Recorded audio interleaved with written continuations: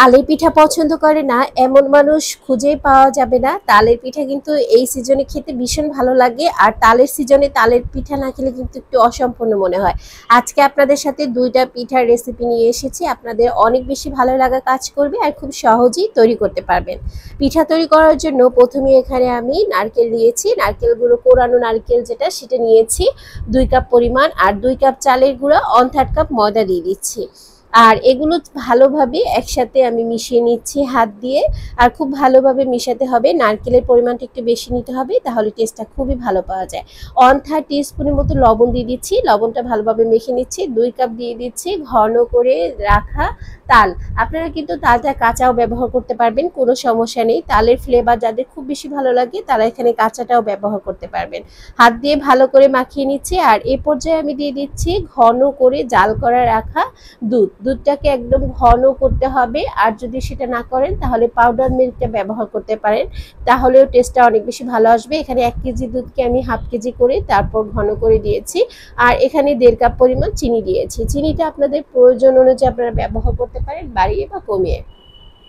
হাত দিয়ে খুব ভালোভাবে মেখে নিচ্ছি। আর মাখানোটা খুব ভালোভাবে হলে পিঠার স্বাদটা খুবই ভালো পাওয়া যায়। আপনারা এভাবে করে ট্রাই করতে পারেন, আশা করছি আপনাদের কাছে এই পিঠা অনেক বেশি ভালো লাগবে। ভালো করে মেখে রেস্টে রেখে দিচ্ছি 5 মিনিট। আর এখন আমি কলা পাতা নিচ্ছি। আর এই পিঠাটা কলা পাতা দিয়েই তৈরি করা হয়। এই পিঠা খেতে ভীষণ ভীষণ মজা। আপনারা কলা পাতার এই পিঠা তৈরি করে খেয়েছেন বা আপনাদের অঞ্চলে কি নাম বলে অবশ্যই কিন্তু কমেন্ট সেকশনে জানাতে ভুলবেন না। কলা পাতাটা আমি একদম সুন্দরভাবে পরিষ্কার করে নিয়েছি। আর এখন পিঠার যে মিশ্রণটা তৈরি করেছিলাম সেটা দিয়ে দিচ্ছি। একটু দিয়ে হাত দিয়ে একদম ছড়িয়ে আস্তে আস্তে করে দিতে হবে, তাহলে অনেক বেশি ভালো হবে। পিঠাটা অনেক বেশি পাতলা হবে, যত পাতলা হবে পিঠার টেস্টটা কিন্তু তত ভালো পাওয়া যাবে। যদি একটু মোটা করে দেন তাহলে পিঠাটা খেতে খুব একটা বেশি ভালো লাগবে না। সেজন্য আমি একটু হাত দিয়ে একদম পাতলা করে দিচ্ছি। পাতলা করে দেওয়ার পরে উপর থেকে আর একটা হচ্ছে কলা পাতা আমি দিয়ে দিচ্ছি। তারপর চুলায় হচ্ছে আমি তাওয়া বসিয়ে দিয়েছিলাম, সেটা এখন পিঠা ভেজে নিব। এই পিঠা ভাজার জন্য কোনো তেলের প্রয়োজন নেই, শুকনো তাওয়ায় ভেজে নিলেই হবে। ঢাকনা দিয়ে দিচ্ছি যাতে খুব ভালোভাবে সিদ্ধ হয়ে যায়। এখন আমি উল্টে পাল্টে পিঠা ভেজে নিচ্ছি। আর পিঠাগুলো ভাজতে কিন্তু একটু সময়ের প্রয়োজন হবে, কারণ চুলার আঁচটা মিডিয়াম লোতে রেখে আস্তে আস্তে করে ভাজতে হবে। বেশি যদি চুলাটা বাড়িয়ে দেওয়া হয় তাহলে কলা পাতাটা পুড়ে যাবে, পিঠাটা ভিতরে কুক হবে না, তখন কিন্তু খেতে একদমই ভালো লাগবে না। একটা পিঠা কিন্তু আমার তৈরি হয়ে গিয়েছে, মাশাআল্লাহ আলহামদুলিল্লাহ, দেখতে অনেক বেশি সুন্দর হয়েছিল। আর কালারটা একদম ইয়েলো কালার এসেছে, মোবাইলে হয়তো একটু ফ্যাকাশে লাগছে কিন্তু কালারটা কিন্তু একদম ইয়েলো একটা কালার এসেছিল, ভালোই লাগছিল। একটা পিঠা তৈরি হয়ে গিয়েছে। সেম ভাবে পিঠা আর একটা দিয়ে আমি চুলায় ভাজতে দিয়ে দিয়েছি। এখন অন্য একটা পিঠা তৈরি করার জন্য কলা পাতা এভাবে উল্টো দিকে মুড়িয়ে কোণ তৈরি করে নিচ্ছি। তারপর একটু সুই দিয়ে সেলাই করে নিব যাতে কোণটা খুলে না যায়। যদি পিঠার ডো দেওয়ার পরে এই কোণটা খুলে যায় তাহলে পিঠাগুলো দেখতে একদমই ভালো হবে না। এই জন্য কোণটাকে খুব সুন্দরভাবে আমি আগে তৈরি করে নিচ্ছি। একসাথে আমি অনেকগুলো কোণ তৈরি করে নিয়েছি।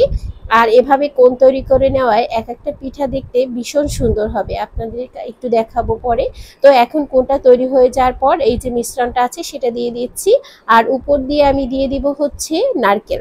নারকেলটা দেওয়ার দুইটা কারণ আছে, এটা পিঠার টেস্টটা অনেকটা বেশি ভালো করবে। আর হচ্ছে ভিতরে যে পিঠার মিশ্রণটা দিয়েছি সেটা বের হয়ে আসবে না, একদম সুন্দরভাবে থাকবে। সেজন্য নারকেলটা একটু চেপে চেপে বসিয়ে দিয়েছি যাতে ভিতরের মিশ্রণটা যাতে বের হয়ে না আসে। একটা কোণ তৈরি করা হয়ে গিয়েছে, আপনাদের সুবিধার্থে হচ্ছে আমি আরও একটা কোণ মানে তৈরি করে দেখাচ্ছি। ভিতরে পিঠার মিশ্রণ দিয়েছি, ওপরে নারকেল দিয়েছি, ঠিক সেমভাবে তৈরি করেছি যেটাভাবে প্রথমটা তৈরি করেছিলাম। এক এক করে একই প্রসেস ফলো করে আমি সব কোণগুলো তৈরি করে নিয়েছি। আর প্রত্যেকটা পিঠা দেখতে ভীষণ সুন্দর হয়েছিল। এখন আমি এটা স্টিম করার জন্য দিয়ে দিব। যারা তেলের পিঠা একদমই খেতে পারেন না, পছন্দ করেন না বা তেলটাকে অ্যাভয়েড করতে চান, আমি বলবো তাদের জন্য এই পিঠা একদম পারফেক্ট একটা পিঠা, কারণ এটা টেস্টটাও খুবই ভালো আসে, এটা খুবই হেলদি একটা পিঠা। তো ঢাকনা দিয়ে ঢেকে এটাকে হচ্ছে 10 মিনিটের মতো আমি স্টিম করে নিব। আর 10 মিনিট পর দেখতেই পাচ্ছেন পিঠাগুলো কতটা সুন্দর হয়েছে। আর এটা এখন আমি একটু নামিয়ে ঠান্ডা করে নিয়ে তারপর আপনাদের খুলে দেখাচ্ছি যে এটার ভিতরটা কতটা বেশি সুন্দর এসেছে। আর আজকের ভিডিওটা আপনাদের কাছে কেমন লেগেছে, রেসিপি কেমন লেগেছে, অবশ্যই আপনার মূল্যবান মতামত লিখে যাবেন কমেন্ট সেকশনে। বেশি ভালো লাগলে লাইক শেয়ার কমেন্ট করতে পারেন, চ্যানেলটি সাবস্ক্রাইব করতে পারেন। আর এখন এক একটা পিঠা আমি খুলছিলাম আর দেখে আমি নিজেই অবাক হয়ে গিয়েছিলাম, এত সুন্দর পিঠা হয়েছে, এত স্মুথ আর এত বেশি টেস্ট হয়েছিল এই পিঠা। আপনারা অবশ্যই ট্রাই করবেন যদি হাতের কাছে আপনাদের কলাপাতা থাকে। আর যদি কলাপাতা না হয় তো আপনারা ফয়েল পেপারে তৈরি করতে পারেন, তবে পাতার টেস্টটা একটু বেশি হয়। তো আমি এক একটা পিঠা খুলে আপনাদের একটু দেখাচ্ছি। এই যে কতটা সুন্দর হয়েছে, নারকেলগুলো একদম পিঠার সাথে খুব সুন্দরভাবে লেগে আছে, খুবই ভালো লাগছে দেখতে, তাই না? তো একই ডো দিয়ে কিন্তু দুই রকমের টেস্ট পাচ্ছেন, একটা হচ্ছে ভাজা টেস্ট পাচ্ছেন আর একটা স্টিম করা টেস্ট পাচ্ছেন। তো হাতের কাছে এই উপকরণগুলো থাকলে তালের সিজনে এই পিঠা অবশ্যই তৈরি করবেন, একদমই মিস করা যাবে না। আজকের রেসিপি এই পর্যন্ত, এখানে বিদায় নিচ্ছি। ভালো থাকবেন, সুস্থ থাকবেন, আল্লাহ হাফেজ।